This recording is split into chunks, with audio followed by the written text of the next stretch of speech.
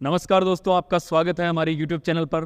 दोस्तों, आज हम बात करेंगे कि जिनको अपच की समस्या होती है, पाचन संबंधित जो ये प्रॉब्लम है, अगर इस प्रकार की किसी को प्रॉब्लम होती है, अपचन की समस्या, जिसके अंदर कम खाना खाते हैं फिर भी वह ज़्यादा देर तक पचता नहीं है और पेट भारी भारी लगता है, बहुत बार हृदय की धड़कन बढ़ जाती है, सीने में और पेट में जलन होती है और साथ ही साथ हमारा जो खाना है वह सड़ने लग जाता है पेट में, जिसकी वजह से हमें बहुत ही ज़्यादा कमजोरी महसूस होती है, चिड़चिड़ापन महसूस होता है, पैर ठंडे पड़ जाते हैं। इस तरह की जो समस्याएं होती है, ये जो लक्षण हैं, ये अपचन की समस्या के अंदर होते हैं। तो दोस्तों, आज हम अपचन की समस्या के लिए यौगिक चिकित्सा में किस प्रकार मदद कर सकती है, यौगिक चिकित्सा के अंदर वह कौन कौन से विधियाँ हैं, कौन कौन से आसन, प्राणायाम, षटकर्म की विधियाँ हैं, जिनके माध्यम से हम अपचन की समस्या को जड़ से ख़त्म कर सकते हैं और अपने पाचन तंत्र को मजबूत कर सकते हैं, जठराग्नि को प्रदीप्त कर सकते हैं। दोस्तों, अपचन की समस्या के अंदर हमारी जो जठराग्नि है वह मंद पड़ जाती है। अम्ल जो है, एसिड, हाइड्रोक्लोरिक अम्ल जो भोजन को पचाने के लिए बनता है, वह बहुत ही कम बनने लग जाता है, जिसकी वजह से भोजन बहुत देर तक पूरी तरह से पचता नहीं है, सड़ने लग जाता है। तो इस तरह की समस्या के लिए सबसे पहले जो यौगिक चिकित्सा के अंदर विधि है जिसको हमें करना चाहिए, वह है कुंजल क्रिया। दोस्तों, कुंजल क्रिया के अंदर 1 से 1.5 लीटर पानी पिया जाता है, गुनगुना पानी होता है, उसके अंदर थोड़ा सा नमक डाल दिया जाता है, उस पानी को पीकर फिर उल्टी की जाती है। इस तरह से गले में डालकर फिर उल्टी की जाती है। दोस्तों, कुंजल के अभ्यास से हमारा पेट पूरी तरीके से, जो आमाशय वाला एरिया है, स्टमक है, वह पूरी तरीके से स्वस्थ हो जाता है। उसके अंदर जो सड़ा गला भोजन होता है वह बाहर निकल जाता है, साथ ही उसकी जठराग्नि तेज हो जाती है और सम अवस्था में आ जाती है। और दोस्तों, अगला अभ्यास है अग्निसार क्रिया। दोस्तों, अग्निसार क्रिया करने से हमारा पाचन तंत्र मजबूत होता है, साथ ही हमारे जो इंटरनल ऑर्गन हैं, स्टमक, छोटी आंत, बड़ी आंत, इस तरह के जो ऑर्गन हैं वह बहुत अच्छे से वर्क करते हैं। उनके अंदर ब्लड सर्कुलेशन बहुत अच्छे से होने लग जाता है, उनको शुद्ध रक्त मिलता है, जिससे उनकी फंक्शनिंग सुधरती है। तो दोस्तों, इस प्रकार के जो अभ्यास हैं वह आप करें। और दोस्तों, इसके अलावा नेति क्रिया, शंख प्रक्षालन और दोस्तों इसके अलावा व्याघ्र क्रिया का अभ्यास किया जाता है। व्याघ्र क्रिया का अभ्यास तभी करना चाहिए जब आपके पेट में भोजन अधिक समय तक पड़ा है और आपको उल्टी होने जैसा मन हो रहा है, जी घबरा रहा है, तो ऐसी कंडीशन में आप व्याघ्र क्रिया के माध्यम से अपने पेट में पड़े हुए भोजन को उल्टी के माध्यम से बाहर निकाल सकते हैं। इसके लिए भी जिस प्रकार कुंजल में उंगली डाल के पानी को बाहर निकाला जाता है, इसमें पानी नहीं पिया जाता है और हमारे पेट में पड़े हुए भोजन को उंगली डालकर उल्टी करके बाहर निकाल दिया जाता है। इस तरह जब व्याघ्र क्रिया करते हैं तो हमारा पेट साफ हो जाता है और पेट के अंदर जो भी आगे चल के नुकसान होने वाला था, हानि पहुंचनी थी, उस सड़े गले भोजन की वजह से गैस्ट्रिक प्रॉब्लम और बढ़ जाती, वो उससे हम बच जाते हैं। उसके बाद आप कुंजल क्रिया करें तो पेट पूरी तरीके से साफ हो जाएगा। इस तरह के जो अभ्यास आप करेंगे तो आपको बहुत ही ज़्यादा लाभ मिलेगा दोस्तों। और दोस्तों, सप्ताह में 1 बार लघु शंख प्रक्षालन का अभ्यास करना चाहिए। लघु शंख प्रक्षालन के अंदर 4 से 5 बार आपको फ्रेश होना होता है। कुछ आसनों का अभ्यास करके 3 से 4 गिलास पानी पीते हैं, फिर आसनों का अभ्यास करते हैं और फिर फ्रेश होने के लिए जाते हैं, जिससे हमारे पेट के अंदर जो गंदगी है, सड़ा गला हुआ भोजन है, वह निकल जाता है, पेट की आंतें वगैरह सब साफ हो जाती है।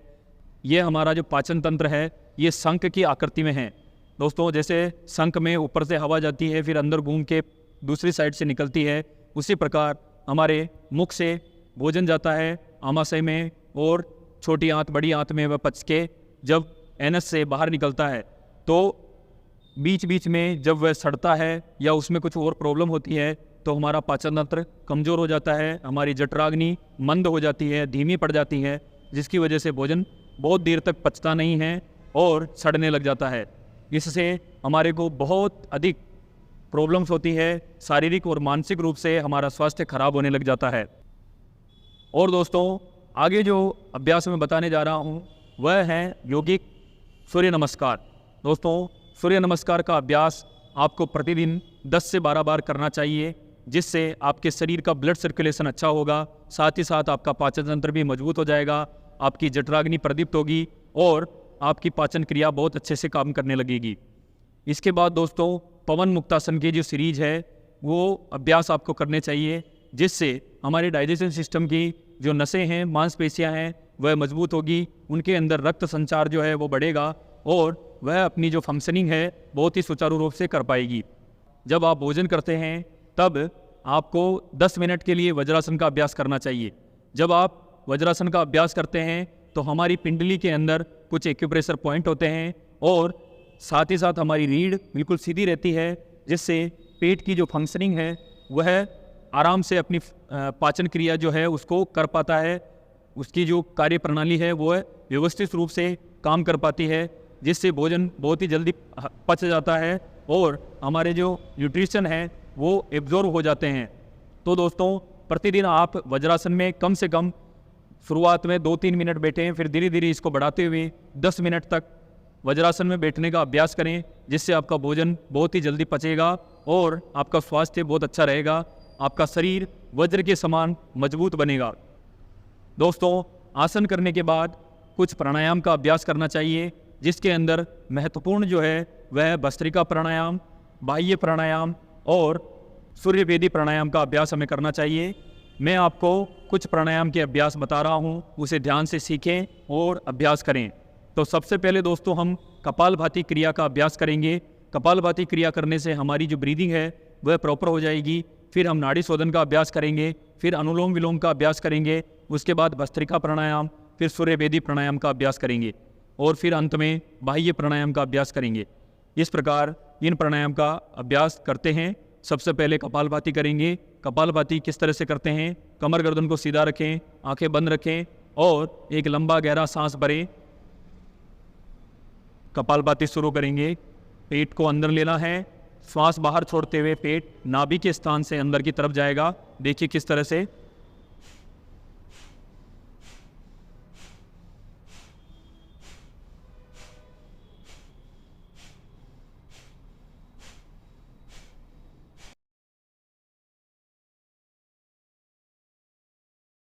दोस्तों इस प्रकार कपालभाति का अभ्यास 5 से 10 मिनट तक करें। फिर हम दोस्तों नाड़ी शोधन का अभ्यास करेंगे। देखिए दोस्तों नाड़ी शोधन का किस प्रकार अभ्यास करते हैं। अपने दाएं हाथ की प्रणव मुद्रा बनाएं इस प्रकार और अपने राइट नोस्ट्रिल को क्लोज करें। लेफ्ट से सांस को अंदर भरेंगे, राइट से बाहर छोड़ेंगे, फिर राइट से अंदर भरें, लेफ्ट से बाहर छोड़ें, फिर लेफ्ट से अंदर भरें, राइट से बाहर छोड़ें, राइट से अंदर भरें, लेफ्ट से बाहर छोड़ें। इस प्रकार दोस्तों अनुलोम विलोम या नाड़ी शोधन का अभ्यास करेंगे। नाड़ी शोधन के अंदर हम श्वास की जो गति है वो बहुत ही धीमी रखते हैं और अनुलोम विलोम के अंदर श्वास की गति मध्यम या तेज भी रख सकते हैं। दोस्तों नाड़ी शोधन अनुलोम विलोम का जो अभ्यास क्रम है वह बहुत ही सामान्य और सेम है। इन दोनों में कोई ज़्यादा अंतर नहीं होता है, केवल हमें श्वास लेने की जो गति है उस पर थोड़ा ध्यान देना पड़ता है जब हम नाड़ी शोधन करते हैं। नाड़ी शोधन के अंदर बहुत ही धीरे धीरे श्वास लिया जाता है। देखिए किस प्रकार से करना है। अपने राइट नोस्ट्रिल को बंद करेंगे, लेफ्ट से सांस को अंदर भरेंगे धीरे धीरे,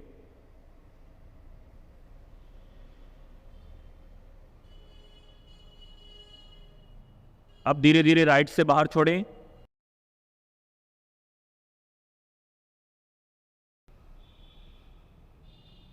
फिर वापस भरें राइट से,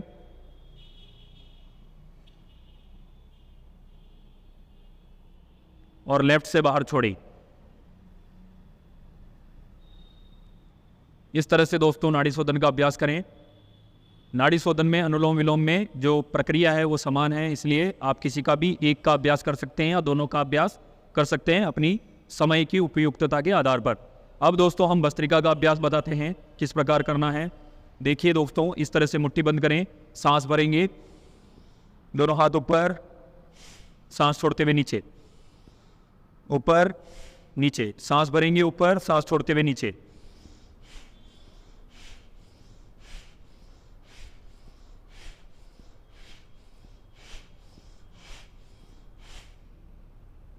तो दोस्तों इस प्रकार भस्त्रिका प्राणायाम का अभ्यास करें। अब हम दोस्तों आपको बताते हैं सूर्य वेदी प्राणायाम का अभ्यास।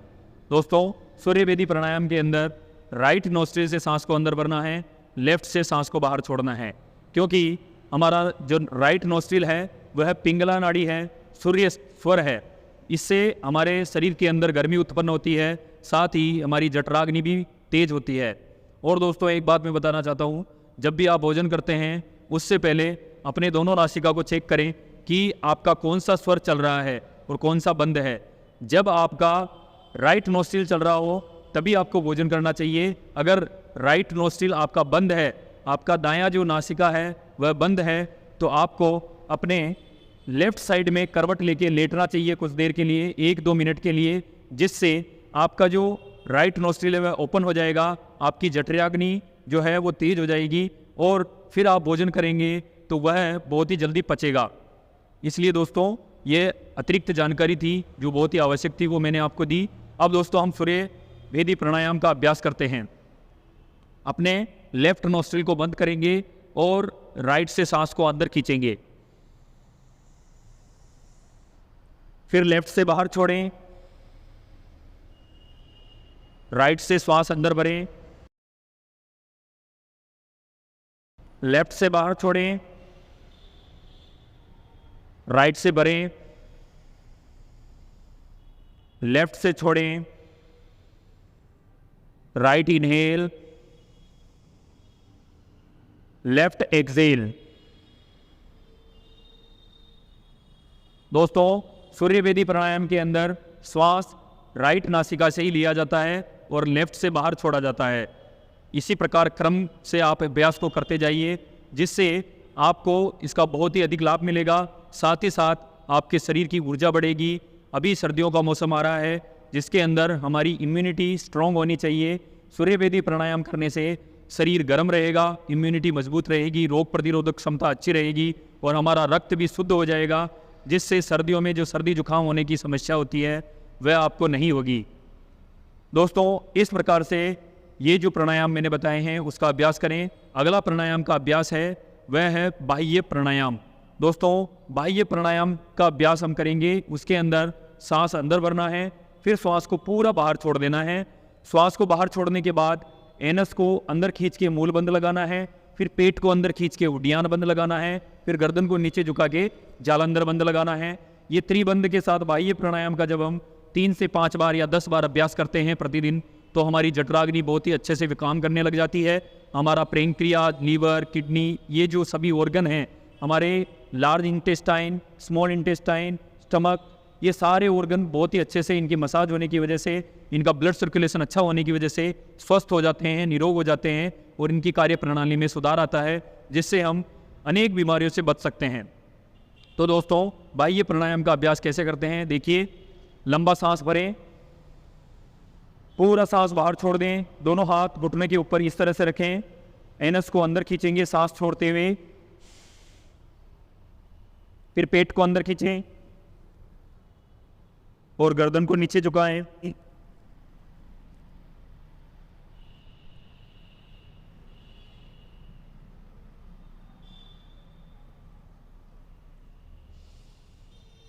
इस प्रकार दोस्तों कुछ देर सांस को रोकने के बाद जालंधर बंद लगा के श्वास को बाहर रोक देंगे। जब आपको श्वास लेने का मन हो तब आप पूरी इन सभी जो हमने बंद लगा रखे हैं, मूल बंद, उड्डयन बंद और जालंधर बंद, इनको खोल के सीधे कमर गर्दन सीधी करके फिर सांस धीरे धीरे अंदर भर लेंगे।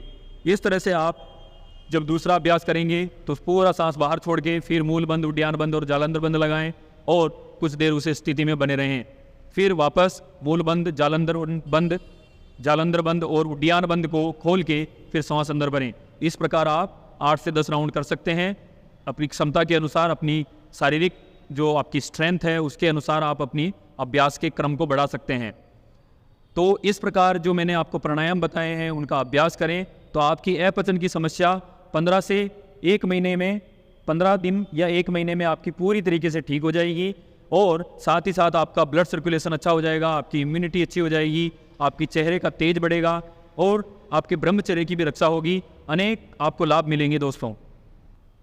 तो दोस्तों इस प्रकार जो मैंने आपको आसन और प्राणायाम और सूर्य नमस्कार, पवन मुक्तासन के अभ्यास बताए, उनका आप अभ्यास करें। साथ ही साथ जब आप इन सभी अभ्यास को करने के बाद आप शवासन में या योग निद्रा में कुछ देर लेट जाएं और अपनी पेट की जो अंदर ऑर्गन है, जैसे स्टमक है, नाभि के वाला एरिया है, इस पर अपना ध्यान केंद्रित करें। श्वास लेते हुए महसूस करें कि प्राण ऊर्जा, जो हमारी प्राण ऊर्जा है, वह नाभि के साथ समान ऊर्जा को शक्तिशाली बना रही है और हमारे पेट के सारे ऑर्गन जो हैं, अंदर जो लीवर, किडनी, पैंक्रियाज, आमाशय, छोटी आंत, बड़ी आंत और भी जो ऑर्गन्स होते हैं छोटे बड़े, सभी स्वस्थ हो रहे हैं, निरोग हो रहे हैं। इस तरह से चिंतन करना है जिससे हमारी भावना के साथ हमारे प्राणिक जो ऊर्जा है वह उसे हील करेगी और हम स्वस्थ हो जाएंगे।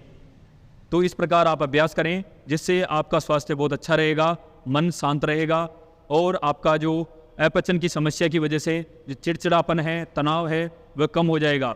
दोस्तों, कुछ ऐसी आदतें होती हैं जिसकी वजह से हमें अपचन की समस्याएं होती हैं। उन बुरी आदतों के बारे में मैं आपको बताता हूं और उन्हें छोड़ने के लिए आपको प्रेरणा करता हूं कि आप उन्हें छोड़ें, जिससे आपको स्वास्थ्य लाभ मिलेगा। दोस्तों, सबसे पहले आप अपना खाने का जो समय है उसको निश्चित रखें, एक ही समय पर खाएं, जिससे आपका जो अंदर जो सिस्टम होता है वह उसी समय पे अपने जो एसिडिक जो भोजन को पचाने के लिए एसिड छोड़ता है वह उसी निश्चित समय पे छोड़े, उसी निश्चित समय पे आपको भूख लगे और पाचन क्रिया व्यवस्थित रूप से काम करे। तो आपको खाने का समय भी निश्चित करना चाहिए। साथ ही साथ जो आप जंक फूड, मैदा से बनी हुई चीज़ें, मिठाइयाँ वगैरह जो हैं, इनका सेवन कम करें, जिससे आपके पाचन तंत्र पर ज़्यादा प्रभाव नहीं पड़ेगा, ज़्यादा लोड नहीं पड़ेगा, जिससे वह अपना जो कार्य है वो बहुत ही आराम से कर पाएगा। और दोस्तों, जो हम कोल्ड ड्रिंक वगैरह पीते हैं, ठंडा पेय पदार्थ पीते हैं, इसकी वजह से भी हमारे पाचन शक्ति जो है वह मंदी पड़ जाती है, उसकी अग्नि कमज़ोर हो जाती है, जिससे हमारा भोजन जो है वह व्यवस्थित रूप से पचता नहीं है और उसके न्यूट्रिशन एब्जॉर्ब नहीं होते हैं। इसलिए आप दोस्तों इन कोल्ड ड्रिंक्स वगैरह को भी जब आपको अपचन की समस्या हो तब पूरी तरीके से छोड़ दें। और मैं तो कहता हूँ आप इनका कभी उपयोग ही ना करें, क्योंकि ये शरीर के लिए बहुत ही ज़्यादा हानिकारक है।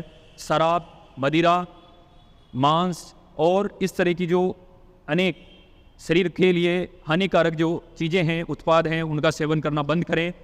और दोस्तों, शुद्ध, सात्विक और शाकाहारी भोजन का आप सेवन करें, जिससे आपका स्वास्थ्य बहुत ही अच्छा रहेगा और आपकी जो शरीर की सभी प्रकार की जो विटामिन्स, मिनरल और खनिज लवण की जो डिफिशियंसी है वो उसकी भी पूर्ति हो जाएगी। साथ ही साथ आपकी पाचन क्रिया भी बहुत ही हेल्दी रहेगी, आपका स्वास्थ्य बहुत ही अच्छा रहेगा। तो दोस्तों, इस तरह से मैंने आपको आज यौगिक चिकित्सा के अंदर बहुत सारी बातें बताई, उनको आप पालन करें, निरोग रहें, स्वस्थ रहें और लोगों के साथ इस वीडियो को शेयर करें, हमारे चैनल को सब्सक्राइब करें, जिससे और लोगों को इस वीडियो से बहुत ही फ़ायदा मिलेगा। आपका धन्यवाद।